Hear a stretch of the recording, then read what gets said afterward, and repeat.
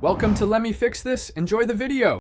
In this video, I will show how to make a lobster sushi roll.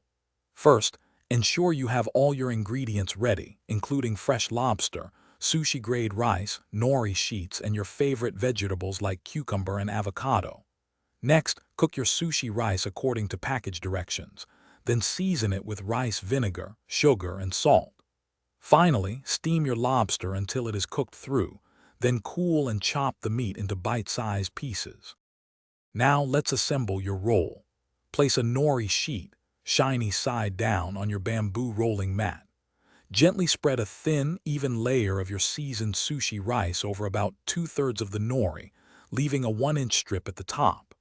Then, arrange your prepared lobster meat and any other fillings, such as avocado slices or cucumber sticks, horizontally across the center of the rice. It's time to roll. Using the bamboo mat, carefully lift the edge closest to you and roll it over the fillings, pressing gently to create a tight cylinder. Continue rolling, applying even pressure until the entire roll is formed. Once rolled, moisten a very sharp knife with water and slice the roll into 6 to 8 uniform pieces. This ensures clean cuts and a beautiful presentation for your delicious lobster sushi. Your homemade lobster sushi rolls are now ready to enjoy. For an extra touch, garnish them with a sprinkle of toasted sesame seeds or a dollop of Tabiko roe. Serve them immediately with traditional accompaniments like soy sauce, a dab of wasabi, and some refreshing pickled ginger.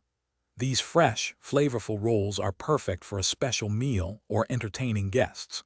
Also, be sure to check the description below for a link to a great new e-reader and other fantastic deals. Thanks for watching. If you found this helpful, don't forget to like and subscribe.